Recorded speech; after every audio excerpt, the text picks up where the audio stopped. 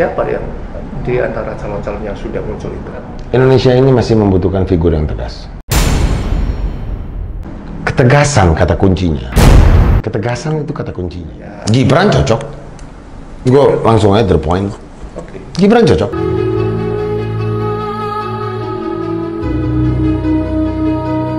Gimana Bang kabarnya? Sehat, alhamdulillah, baik-baik aja. Kita mau ngobrol tentang Abang. Ya. Bang, selain ngurusin menghandle KMPI juga sekarang gitu kan, Abang juga menjabat sebagai Sekjen Pandawa ya. Oh, Pandawa itu apa itu Bang? Itu organisasi baru lagi atau seperti apa? Kalau Pandawa 5 itu sebetulnya di situ ada 3 pilar. Di situ ada organisasi Cakra 19, ada Bravo 5, dan ada kepemudaan. Jadi ya kalau di Pandawa 5 ini lebih kepada tim ses atau tim pemenangan lah. Oke, ini masuknya ke politik gitu ya. Ini memang politik. Kalau di Pandawa 5. Oke, pure ya, lebih ke situ. Pure kalau itu. Maksudnya lebih ke situ lah. Di dalam Pandawa ini gitu kan. Ini tim sesnya siapa nih? Kamu nanya. Kan ada berapa ini gitu kan yang sudah dipublikasikan kan. Bagi kita yang penting ada beberapa hal. Yang pertama, melanjutkan program-program yang memang sudah baik hari ini. Kita harus akui. Dunia internasional pun mengakui kok Indonesia hari ini. Come on, masa kita nggak mau mengakui kita punya negara sendiri? Berapa infrastruktur yang dibangun? Pembangunan ya. Pembangunan lah ya. Terus dari sisi connectivity-nya, digitalisasi, semuanya sekarang serba bisa dilihat meneruskan dengan atau teknologi yang ada. Memilih pemimpin baru dengan gagasan-gagasan yang lebih inovatif lagi. Kita harus meneruskan apa yang sudah ada hari ini. Adapun masih PR-PR ke depannya yang memang belum terjadi di pemerintahan saat ini karena Indonesia nggak simple, bro. Indonesia ini kompleks. Kompleks pakai banget. Bayangin kalau setiap kita punya pemerintahan berganti dan akhirnya berganti juga kita punya goals, berapa sangkosnya? Kos terbuang sia-sia. Nah, dari calon-calon yang sudah muncul nih, gitu kan, gimana melihatnya, Bang Rian? Yang digadang-gadangkan mungkin orang nomor 1 di negeri ini. Ya, ada yang kita lihat betul-betul memang pas menjadi figur pemimpin Indonesia ke depan untuk melanjutkan program-program yang sudah ada hari ini.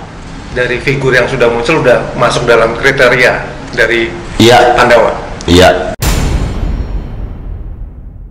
Yang untuk bisa meneruskan ini punya visi misi yang pemerintah sekarang gitu. Siapa yang di antara calon-calon yang sudah muncul itu yang mendekati siapa, Bang? Kita ya sudah memfigurkan lah satu orang, maksudnya memang tepat hari ini untuk menjadi pemimpin kita lah. Itu Bro. Di antara 3 itu siapa yang paling mendekati? Ganjar, Prabowo, Anies. Kalau pribadi sendiri lebih mana nih yang cocok untuk meneruskan? Indonesia ini masih membutuhkan figur yang tegas. Sangat membutuhkan figur yang tegas. Jadi dari TNI, kenapa? Dari militer gitu. Semestinya sih, yes. Dari sisi yang membuat Abang cenderung memilih pemimpin yang berangkat dari militer atau punya ketegasan gitu? Ketegasan kata kuncinya. Ketegasan itu kata kuncinya. Contoh, jangan salah. Ya, kayak Pak Presiden kita saat ini, kurang tegas apa lagi? Lihat hasil negosiasi untuk masalah Freeport yang tadinya cuma bayar royalti berapa banyak sih itu mereka ke negara kita sumbangsinya. Sekarang kita pemegang sahamnya more than 50%. Jadi ketegasan itu juga, saya potong, ketegasan bukan karena berangkat dari background apa ya? Bukan dari militer atau apa? Ya oke, memang benar penalti tampil itu tergantung dari wawasan, pendidikan, terus lingkungan. Ya, itu mempengaruhi. Sehingga dia bisa menampilkan sosok yang seperti ini, gitu kan, karakter yang seperti ini, watak begitu. Tapi nggak melulu. Menurut Abang, sosok Prabowo sendiri seperti apa? secara ketegasan, secara pengetahuan segala macam kepemimpinan. Jarang ada sosok kayak dia di Indonesia.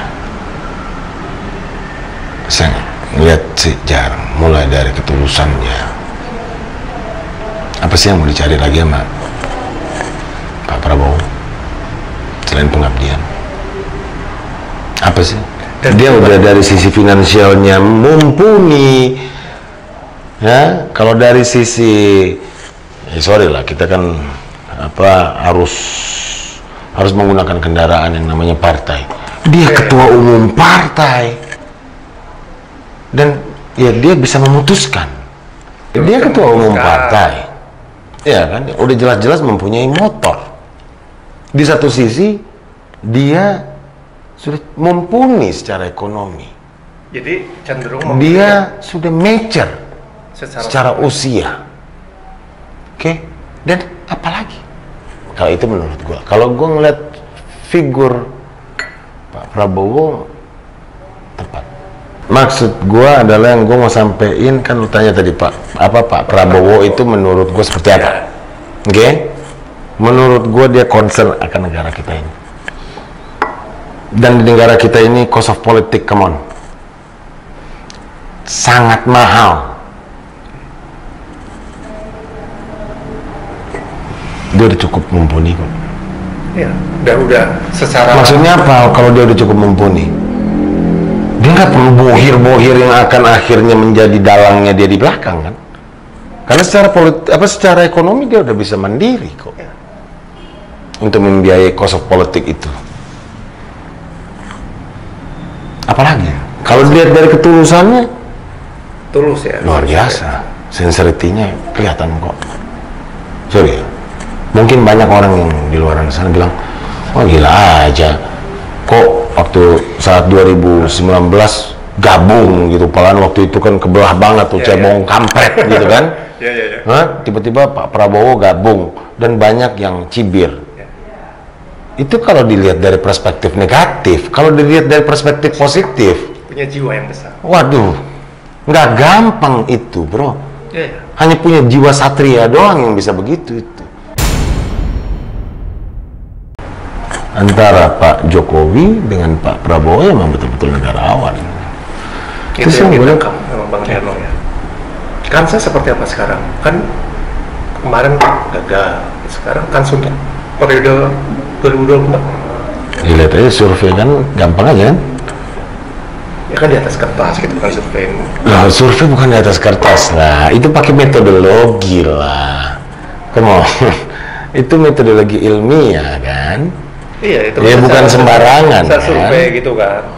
Walaupun samplingnya let's say pakai 1200 dengan alfa berapa ya, tapi ya itu tergambar sih, chance-nya ada. Terus kita nggak ngomongin chance lah, tapi ya memang oke, chance itu harus menjadi faktor menjadi faktor sangat penting juga di dalam politik ya. Tapi ya lagi-lagi politik ya art of possibility, so memang segala kemungkinan bisa aja terjadi, tapi kalau melihat chance possibilities-nya itu sangat besar sih kalau saya. Menurut Bang Riano, dia untuk ya tinggal lihat hasil survei tuh.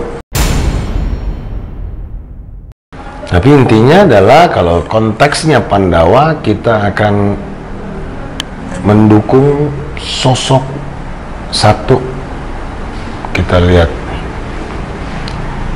pantas untuk menjadi pemimpin Indonesia ke depan. Tadi bicara. Yang kedua, memang mau melanjutkan program-program hari ini. Yes. Yang ketiga, seorang figur yang bisa menyatukan kemajemukan yang ada di Indonesia ini, dan itu tidak mudah. Apalagi di tengah sekarang ini ekonomi global yang masih banyak morat-marit, bro. Kita ini udah beruntung banget sebenarnya. Oke, kita bicara sosok Pak Prabowo. Sekarang kita kalau sosok kayak Ganjar atau Anies, seperti apa di mata seorang Bang Riano? Ya, masing-masing mempunyai kelebihan dan kekurangan.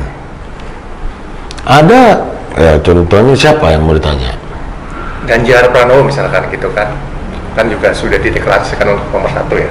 Iya. Itu seperti apa sosoknya dia sendiri? Ya lihat aja pemberitaan kan banyak. Untuk jadi seorang orang nomor 1 ya. Iya. Statusnya seperti apa? Tadi kan kalau Pak Prabowo karena ya banyak bla bla bla gitu kan. Iya. Ya lihat aja pemberitaannya lah. Kan clear. Cerdasnya dapat. Ya banyak kok positifnya. Baik orangnya. Pak Anies tadi. Pak Anies juga baik orangnya. Nah, ya kan seperti Pak Prabowo bilang, tiga ini adalah putra terbaik bangsa. iya iyalah pasti. Gitu. Kalau dari Pak Prabowo yang cocok ya, menurut teman-teman siapa sih? Harus ada representatif pemuda. Kalau itu gue tegas. Kalau seandainya memang bisa diakomodir dari sisi regulasi, maksudnya dari sisi konstitusionalnya, harus ada representatif pemuda hari ini. Dari tokoh kepemudaan. Dari tokoh kepemudaan. Ya. Gibran cocok. Gue langsung aja to the point. Okay. Gibran cocok. Kan iya. Ya Gibran cocok. Menurut gue pribadi. Jadi lebih cocok Gibran. Iya. Apa karena dia mungkin gini, lo harus tahu hari ini kita DPT-nya aja sudah 56%. Oke. Ke depan kita akan mengalami bonus demografi. 70% itu isinya pemuda di 2030. Oke. Harus ada yang merepresentasikan kita di pemerintahan supaya bisa mengerti kemauan mulai dari Gen Y, Gen Z sampai dengan yang hari ini dikatakan Gen Alpha atau post Gen Z, dan dia akan tumbuh menjadi seorang pemuda. Ya kan Gibran yang udah naik di polling tuh, jadi satu-satunya kayaknya kayak kita lihat ya memang dia bisa memahami kok. Dari sisi usianya kan juga berapa? 36 kalau nggak salah. Dan background kan juga pemerintahan juga sudah. Background pemerintahan dia udah menjadi kepala daerah. Terima kasih Bang Riano. Thank you. Ngobrol-ngobrol panjang lebar tentang thank you. kepemudaan politik dan segala macam. Iya, siap. Sehat-sehat. Thank you, brother.